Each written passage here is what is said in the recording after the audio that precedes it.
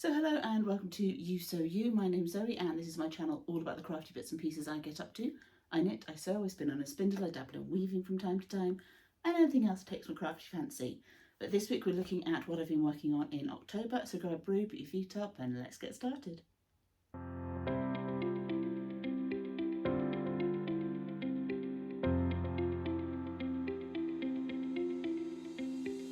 So welcome back to any returning viewers, and to any new viewers a very warm welcome to you. As I mentioned in the opening to this video, we're looking at the things I've been working on in October. So without further ado, let's get started with what I am wearing. This is my Mabel top. Mabel is a Tilly and the Buttons pattern.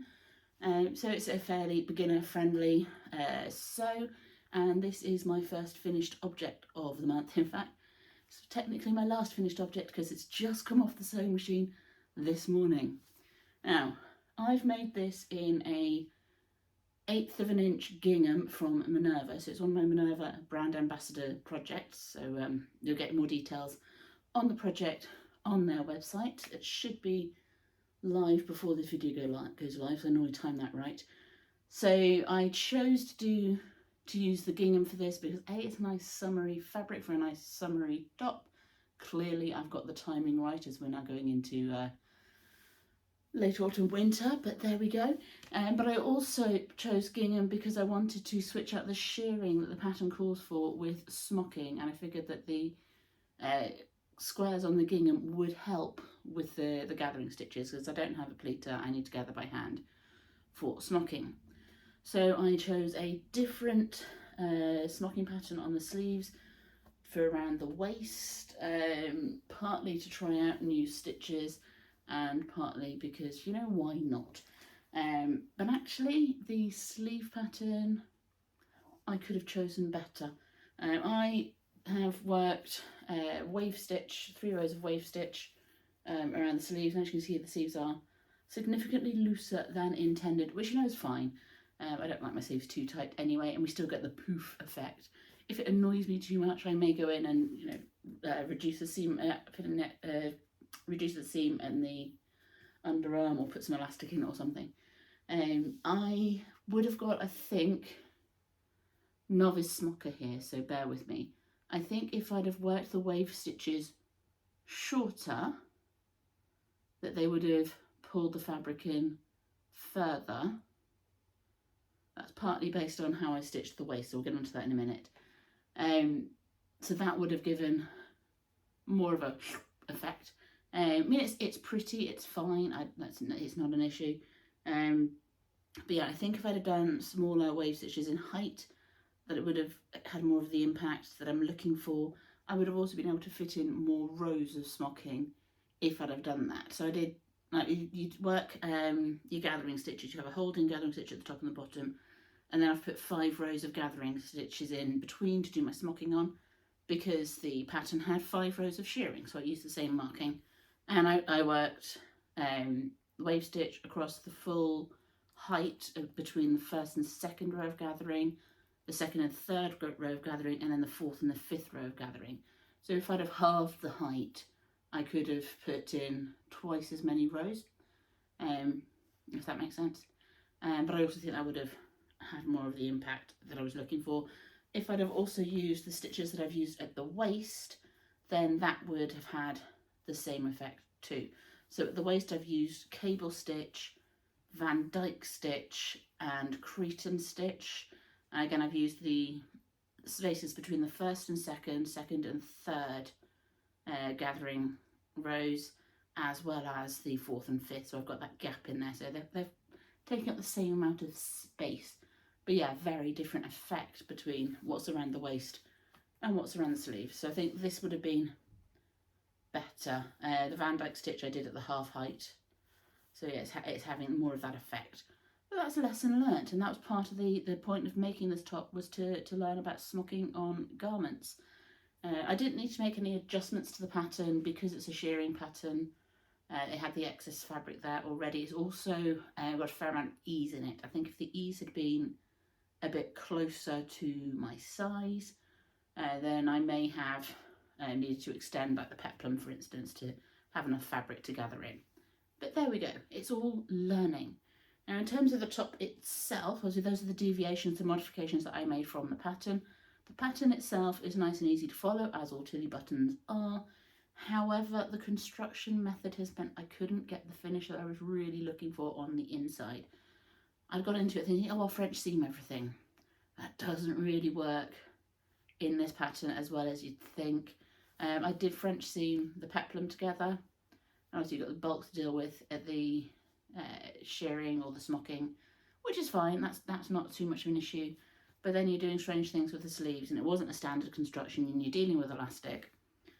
So in the end I sewed them on the sewing machine and then serged the edges, apart from the top of the peplum, bottom of the bodice. Those I serged first and then seamed together, and I just serged the bottom hem and turned it up so that I didn't lose length in the peplum.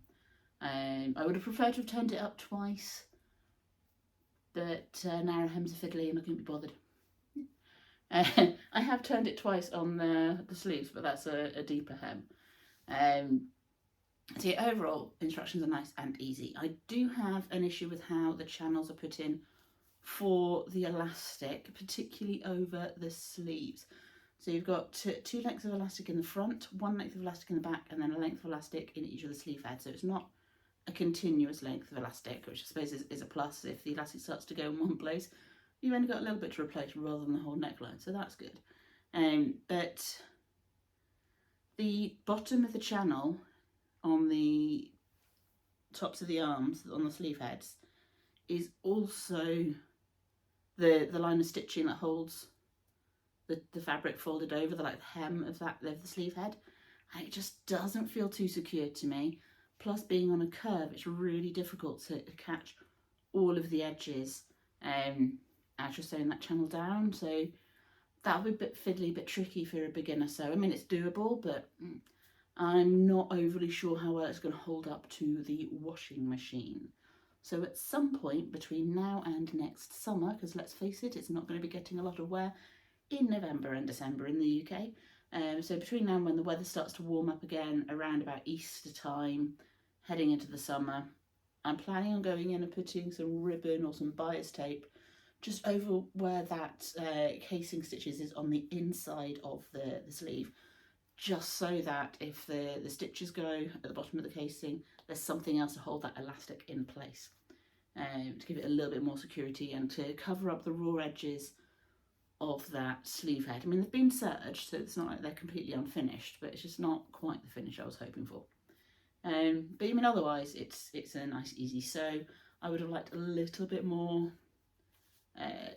hoop factor at the front here, at the top of the bust.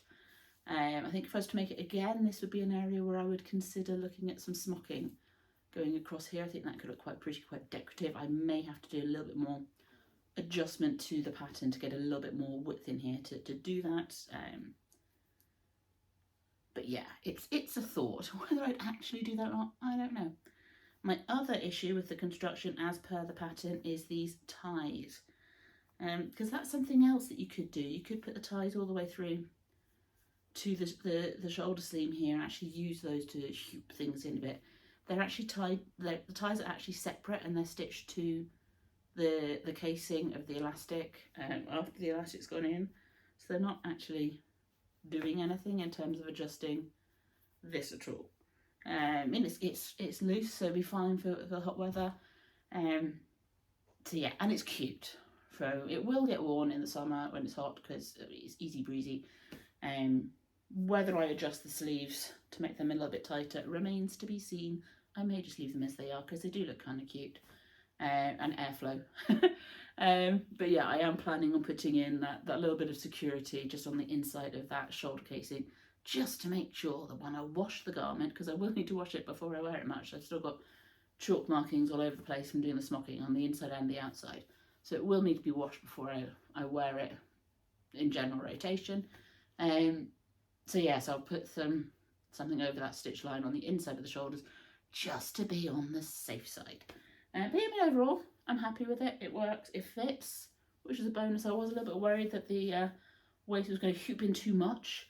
I would have liked a slightly longer length. But the way the pattern is drafted, that's easy enough to do as long as you think about it when you're cutting out. You have the pattern pieces for the top, and then you just lengthen the peplum if you want the dress version. So I'll just remember to add a little bit of length to it, and have more of a tunic length if I'm going to make it again in the future. So moving swiftly on to finished objects, and I have one more project to show you as a finished object. So this is first finished object, this is my second finished object, and we're blending in nicely with the blanket behind me, so let's hold them up a bit higher. So these are my shorty socks in West Yorkshire Spinners Silent Night, which is one of their Christmas colourways. Now I've been knitting these socks for ages, and there's no earthly reason why I should have been. They are not exactly stockinette stitch. I did throw in a few bits of texture on the instep, but they took a little bit longer than they really should have done for a pair of simple socks at this length to get done, and partly because I decided I was going to do the Tunisian crochet heel. So it's like a heel flap and gusset, but I knit my socks toe up, so that caused a little bit of head scratching to make it work. So yeah, I mean, totally doable to do it toe up, but the instructions are all top down, but a little bit fiddly. Not all that enjoyable a process, but the fit's good, so. So yeah, so 2 finished objects. Not a great deal this month. I do have a work in progress to, oh, sorry about the clatter there. Oh, I didn't put him on my mic either, so hopefully the volume and the sound is okay for you. Yeah, I have been working on other things throughout the course of the month, so let's talk works in progress. I have put a couple of rows on my lace beaded shawl, but I'm not going to show that to you because it doesn't look like I've made any progress. So I'm going to wait till that's finished and ready for blocking, or even blocked if we're lucky, before I show that to you again, because that's when you're going to see the difference between where I last showed it to you and in the actual result. The other thing that I've been working on, I've got hidden away in this shopping bag at the moment. I've got the spare yarn in a project bag, and I'm just with the active yarn in this bag. It is the Stephen West Mystery Knit Along, the MCAL Geo Gradient, which if you've been anywhere other than under a rock, well, you will know has had a little bit of an issue this year, in that things were seen in the original clue that weren't intended, and the clue got changed for the first clue. So yeah, there was a bit of reworking and replanning and redesigning and that kind of thing going on. Lots of people have tried multiple times to get their first clue up to where they're happy to continue. So needless to say, it's not finished. Clue 4 is out. Clue 4 came out on Thursday this week, so as filming yesterday, 2 days ago as you're watching it, assuming you're watching it the day it goes live. So I've been working on my Geo Gradient. I am going to show you how far I've got. I've got as far as clue 3, and I'm quite early on in clue 3. So if you are concerned about spoilers, then you may want to jump to this point here. Put the time up there for you. I'm just going to give you a moment to do that before I carry on and before I show you where I'm up to. But if you're not worried about spoilers, or if you're further through than I am, let's take a look at Geo Gradients. Now I'm working mine in Holst Coast, which is their wool and cotton blend, and I've gone with a pink gradient. So let's have a look at the yarn first. I'm still in my first cake of yarn. Holst is sold in 50-gram cakes. So we have powder as colour A, we have petal as colour B. So there's a very soft gradient effect going on there. Then for colour C we move into plum, and for colour D we have lavender. So that's my pink gradient, and that's how much I've got left of my first cake of yarn. I do have 2 cakes for each colour. I knew I was going to have loads left over because the yardage in Holst yarn is quite often a lot longer than for similar weighted yarn elsewhere, but I still bought the 2 just to be on the safe side in case I ran out with the first one. I might run out on some colours, we'll see. I obviously do still have the ripped out yarn from my original attempt at modifying Clue 1 that I can add in as well. So let's have a look at where I'm up to so far, where I'm up to so far even.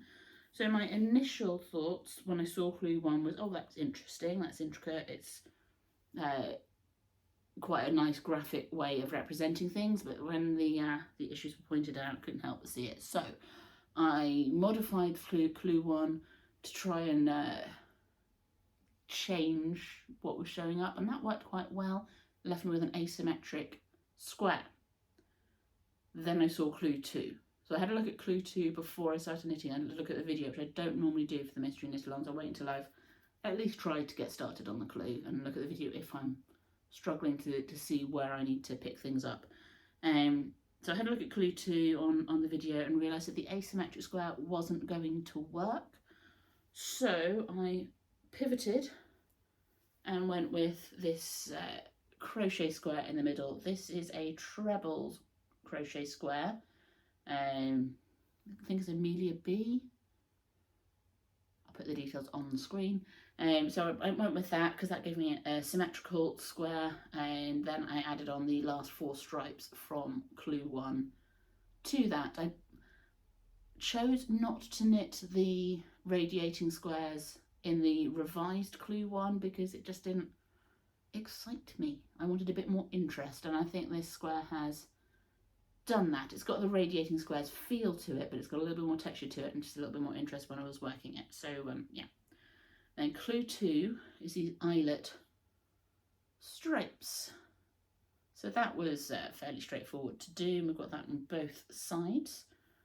So starting to see a shape forming. So the eyelets are on obviously all 4 sides of the square.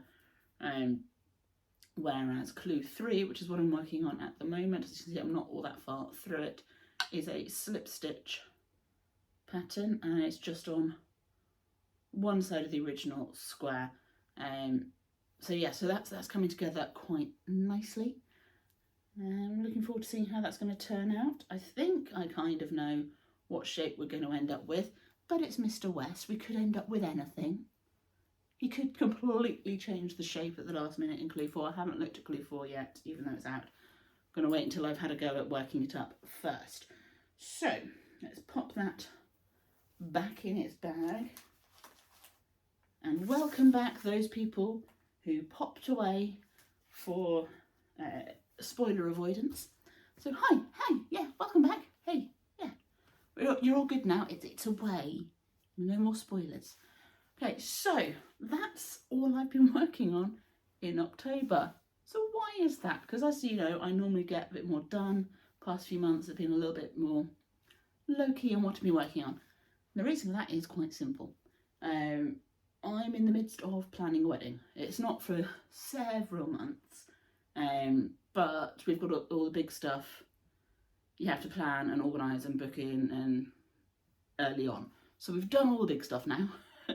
All that's booked in. We're good to go. And yeah, we've had a few visitors because of that to get things organised. But that is now at a point where things are just going to roll along. We've got smaller things to do, obviously paying for things to do, but in terms of actually big decisions that take a lot of time and take you away from your other hobbies, that's all done now. Whether or not there's much making for the wedding remains to be seen. I have a few ideas of things that I definitely want to do for the wedding. So I'll obviously share that with you as we go along. But some of them are ideas and not definite decisions yet as to how it's going to go. But it's not until next summer, so I've got time. It's not a problem. Yeah, so that's essentially why I've not done a great deal. But hopefully November will be a little bit more productive. Yes, I know, Leo. I'm talking to the people. Yes, do you want to come and say hello? Or are you going to stay on the floor? So yeah, hopefully November will be a little bit more productive now that I've not got so many people coming and going and visitors and things to go and look at and meetings to have, all that kind of thing. But we shall see. So thank you for spending some time with me today. I'd love to see you in my next video next weekend. But until then, there's this video here that may be of interest to you. and I shall see you next time. So happy crafting and goodbye for now.